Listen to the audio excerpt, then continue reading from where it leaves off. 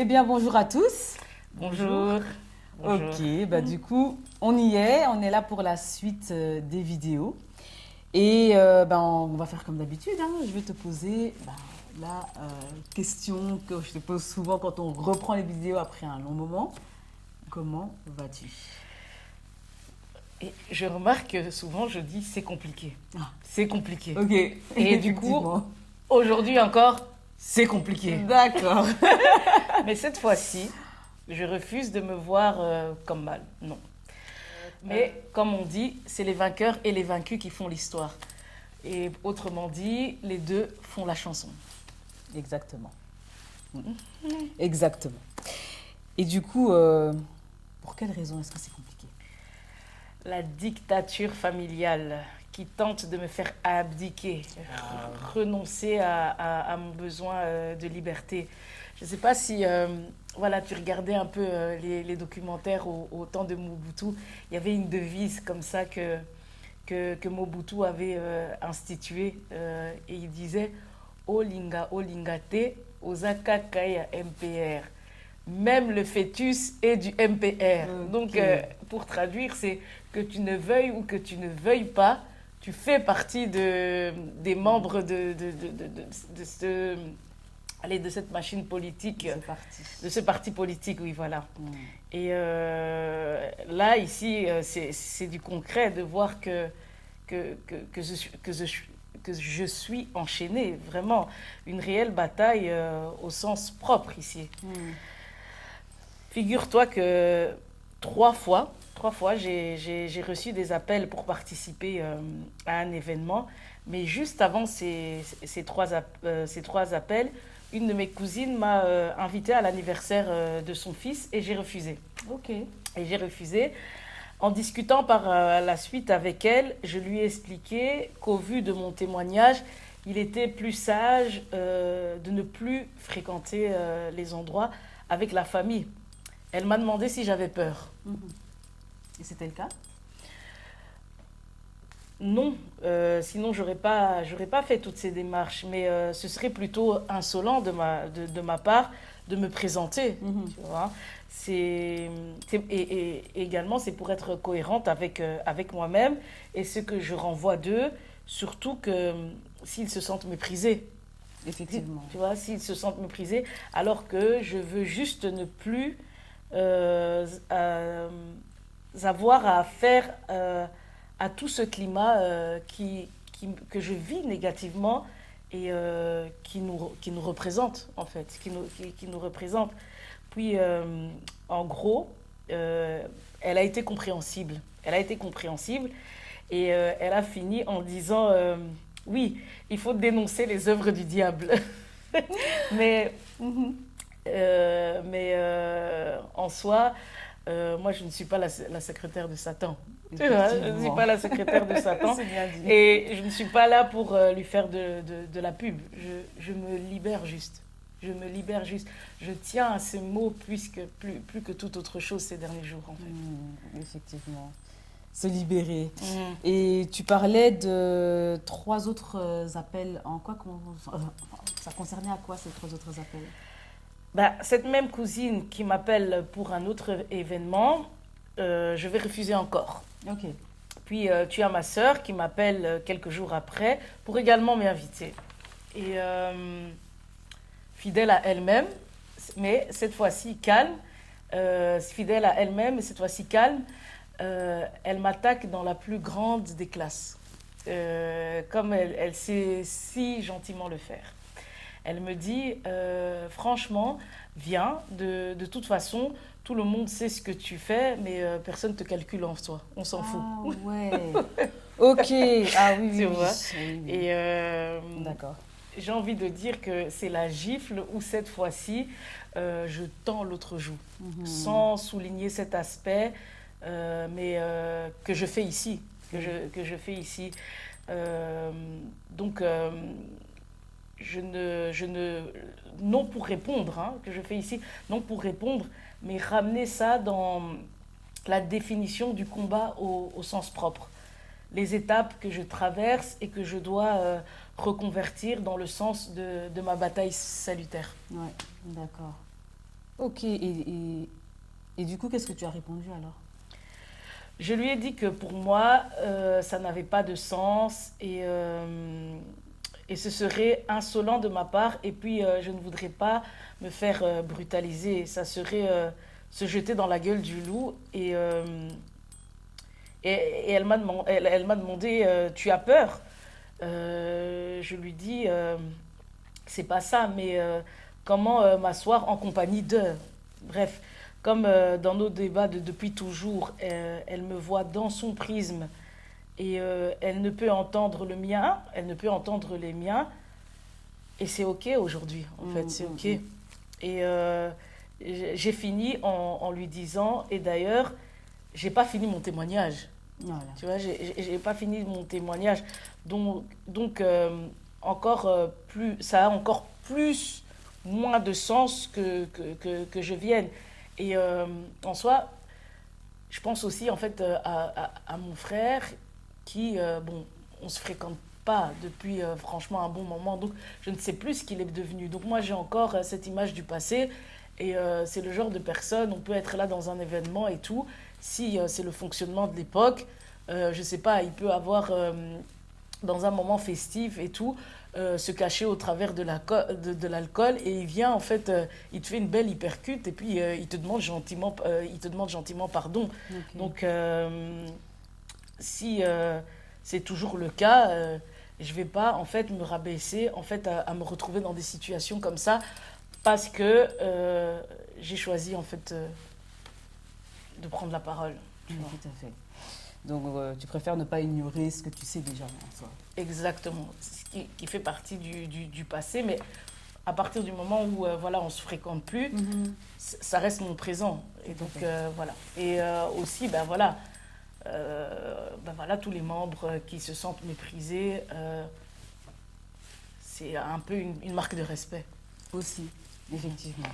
Tu prends ta position et tu respectes la leur. Exactement. Ok, donc du coup, il y a eu 3 appels et un appel. Est-ce qu'il y en a eu d'autres? Une autre cousine m'appelle pour la même chose. Ok. Elle commence par un discours où elle te dit qu'elle a sombré dans une dépression pendant longtemps, au point que jusqu'aujourd'hui, elle ne supporte plus de regarder la TV. Elle ne supporte plus de regarder la télé. Et elle comprend qu'avec mon témoignage, il s'agit d'une dépression sévère. Donc là, elle parle de toi. Oui, Ok. elle me dit qu'il s'agit d'une dépression sévère que je fais. Et à ce que je sache, des compétences au niveau psychiatrique, est-ce qu'elle en a? Non. Et donc, elle me renvoie que je fais une dépression sévère et la famille me pardonne pour ça. La famille me pardonne pour ça. Elle me dit, c'est pas grave, on te comprend. On te comprend. Et je lui dis, c'est pas une dépression. Je lui dis, c'est pas une dépression. Elle insiste sur le fait que ça en soit une. Je lui dis, et la famille me pardonne, mais moi je ne m'excuse pas de ce que j'ai fait et en plus je compte continuer. Et là le ton change et je reçois une agressivité de la plus haute puissance en fait.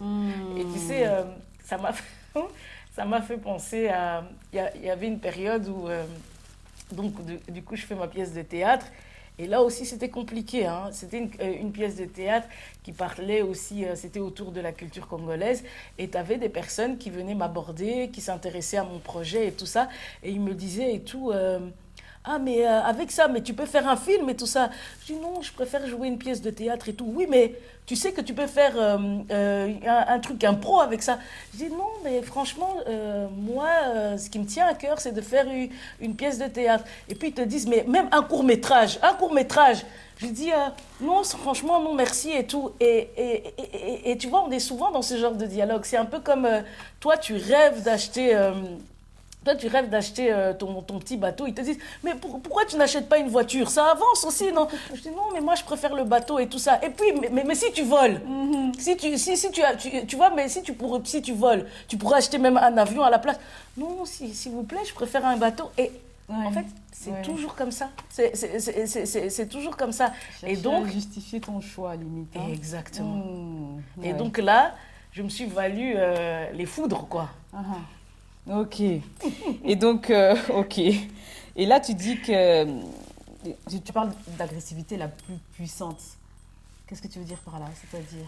Elle me dit comme ça, ta sœur et toi, ma sœur avec qui on était comme les deux doigts de la main, vous avez toujours été impolis. Elle me dit, vous avez toujours été impolis. Et d'ailleurs, c'est à cause de vous deux que mon père n'a jamais voulu à la base que je vienne en Europe, elle me dit. Et elle me fait, toi, on t'a trop laissé faire. On t'a trop laissé faire. Jamais personne ne t'a mis n'a mis une limite à ton éducation. Tu veux seulement briser le mariage de ton frère. Comme toi, tu n'as plus de mari. Elle me dit, comme toi, tu n'as plus de mari, tu es jalouse. Et sache-le que tu n'arriveras pas à détruire leur relation. Elle me dit, la famille, ta belle famille sont trop gentils. Et moi, déjà avec les dégâts du cimetière chez ton père, je t'aurais brutalement frappé. Elle me dit. Ok. Ouais, je t'aurais brutalement frappé. Et...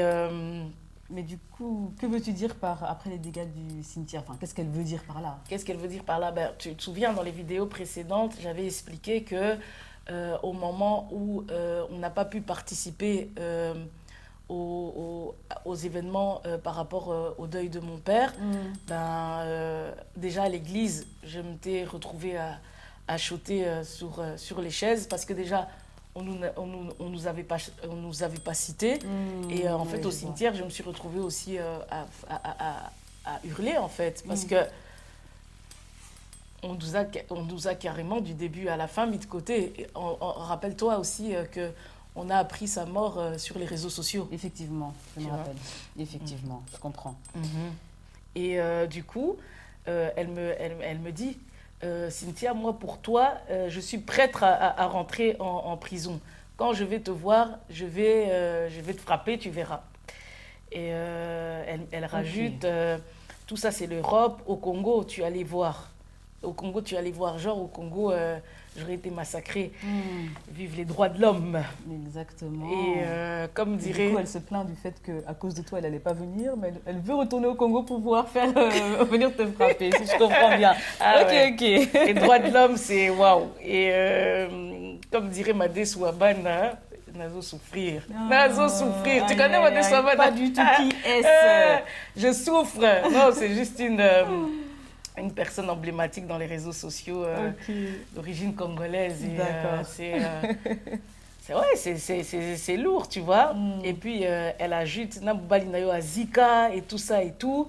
Tellement tu étais impolie, petite, tu avais dit que c'est pour ça que Dieu t'avait puni, tu vois. C'est pour ça que Dieu t'avait puni. Nabubali Nayo Azika, c'est pour traduire avec ton mari brûlé. Oui, tu vois, avec ton mari brûlé et tout.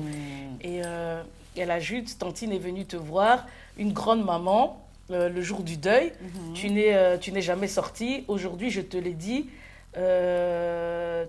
je te dis tout, je te le dis, tellement tu es une impolie. Elle me dit, même avec ton père, tu étais impolie. Et elle revient encore sur le cimetière, à sa mort. Elle dit, je regrette, il fallait que tes frères te frappent pour ce que tu avais fait. Tu vois, pour ce que tu avais fait, oui. Ok. Et là, qu'est-ce qu'elle veut dire par là? Rappelle-nous un peu pourquoi est-ce qu'elle dit ça par rapport au cimetière.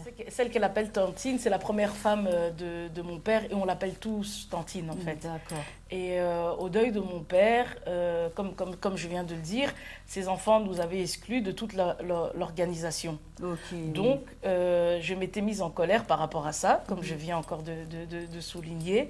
Je suis impolie parce que j'ai réagi par rapport à la colère de ne pas avoir pu accompagner mon père dans sa dernière demeure. Ouais, je vois. Et je me dis que ces choix d'avoir été polygame me font comprendre aujourd'hui que j'aurais dû, avec ce discours qu'elle me renvoie, j'aurais dû depuis longtemps depuis bien longtemps, me considérer comme orpheline, tu vois. Ça m'aurait empêché d'être considérée, dans ce cas-ci, comme une impolie, à vouloir faire valoir ma souffrance. À vouloir faire valoir ma souffrance. Ben voilà, j'ai mendié la paternité, parce qu'apparemment, je crois qu'on n'a pas le droit. Donc j'ai mendié la paternité. C'est un peu le message qui passe. Voilà. Hein. J'ai mendié la paternité, j'ai passé ma vie à entrer dans des querelles de rivalité. Comme dirait mon défunt Fabrice, bêtise, quoi. Bêtise. Il avait tu bien vois raison. Donc, des faits qui... Tout ça, en fait, ce truc, le fait de me dire que je suis impolie par rapport à ça, ça me rappelle des faits qui m'ont plombé dans ma vie d'adulte. Mais bon, comme on dit, on ne choisit pas sa famille. Effectivement. Oh, waouh, ça fait quand même beaucoup. Du coup, comment est-ce que tu as réagi par rapport à tous ces propos? Je lui ai dit, cousine, comme tu as dit, on est en Europe, si tu viens chez moi me frapper et que moi j'utilise autre chose que mes mains, ça sera de la légitime défense. Ça sera de la légitime défense. En fait, il faut savoir que, sincèrement, au moment où elle me parle, en fait, mon corps, il fait du breakdance, Fanny. Ok. Je tremblais, ma bouche, ça tremblait, tu vois.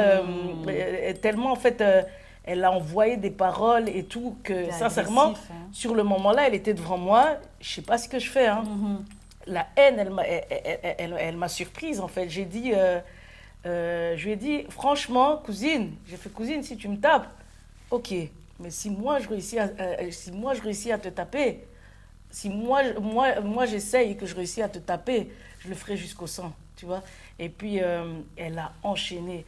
Elle a enchaîné directement. Si ton mari est mort, c'est de ta faute. C'est parce que tu lui avais pas donné les clés. Elle me dit mauvaise femme, impolie. Et puis, tu as rendu la dot. Elle me dit tu as rendu la dot. Elle me dit ton soi-disant mari était déjà avec une autre femme.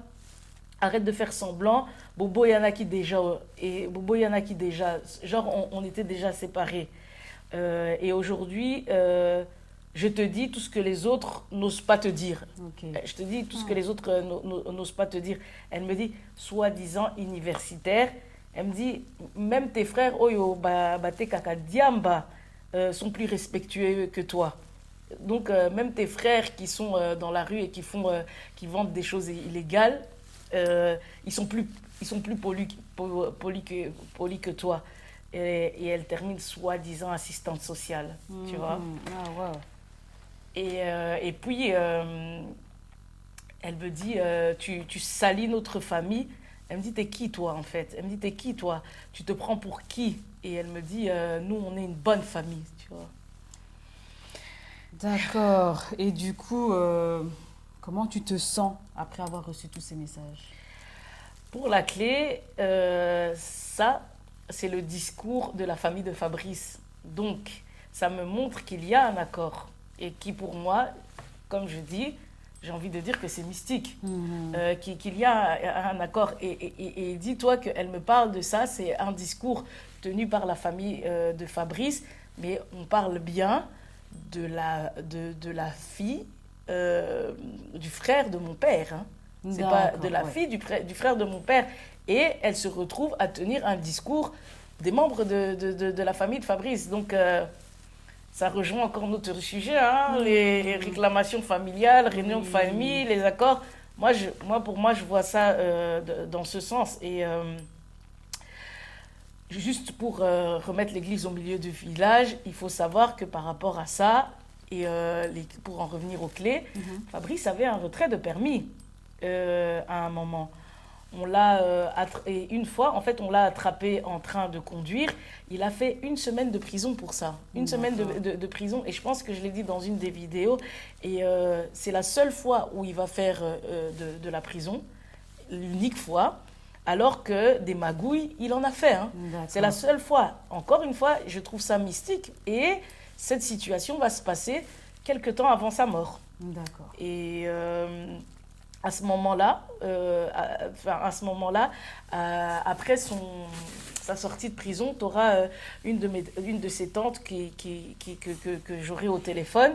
Et elle me dit, mais comment tu as pu le laisser ta voiture alors que tu sais qu'il est en retrait de permis? Comment tu as pu donner les clés? On parle d'un adulte, hein, s'il vous plaît. Comment tu as pu lui donner les clés? À son décès, j'entends de la part des personnes qui viennent en fait me renvoyer les choses, dont encore cette tante. Ok. Elle dit, elle renvoie, et je l'ai dit aussi dans une des vidéos, s'il est mort, c'est parce que Cynthia n'a pas donné ses clés de voiture.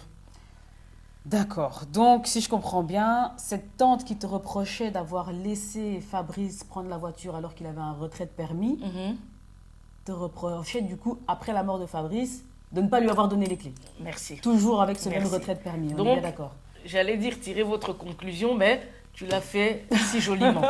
Merci. Ok. Et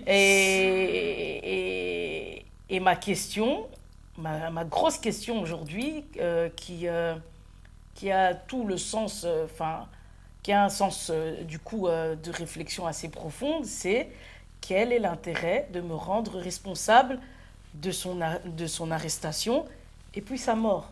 Quel est l'intérêt? Où est le but? Parce que en soi, je ne l'ai quand même pas écrasé, tu vois? Je ne l'ai quand même pas écrasé. Donc, c'est du cynisme pour moi, ou c'est encore mystique en fait. Oui. Ou alors, voilà, le fait que on se soit mis ensemble, voilà, elle savait que ça allait engendrer de telles choses et que leur loi, qu'on dit coutume, mais que moi, pour moi, c'est de la pure spiritualité africaine, c'est des trucs assez ancestraux mystiques.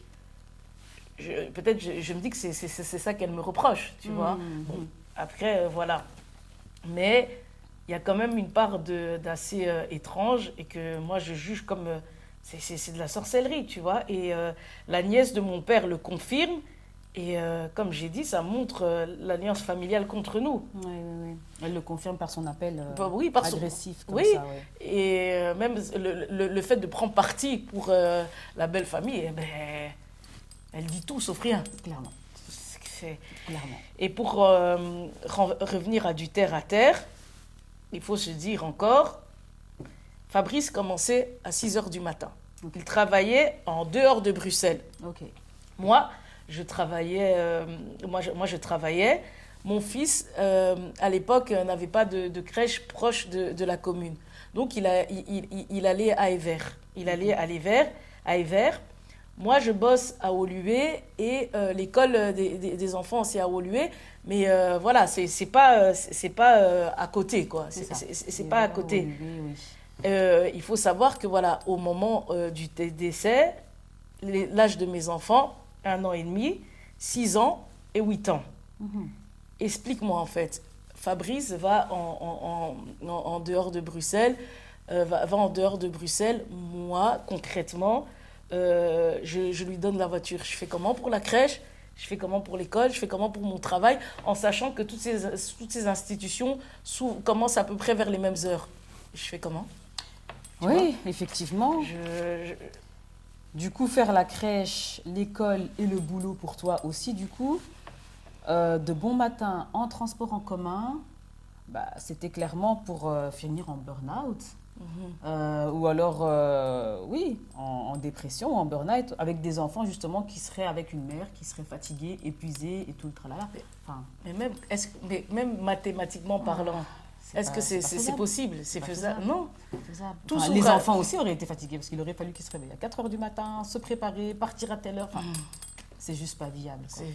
C'est pas viable. Et même si on se levait à 4 h du matin, qu'on le veuille ou pas, même si je me réveillais à 3 h du matin, les écoles les ouvrent à une certaine heure, le travail s'ouvre à une certaine heure. C'est pas une question de se réveiller tôt, mais c'est juste que tout se fait en même temps. Je fais comment pour être d'un endroit à un autre? C'est trois différents.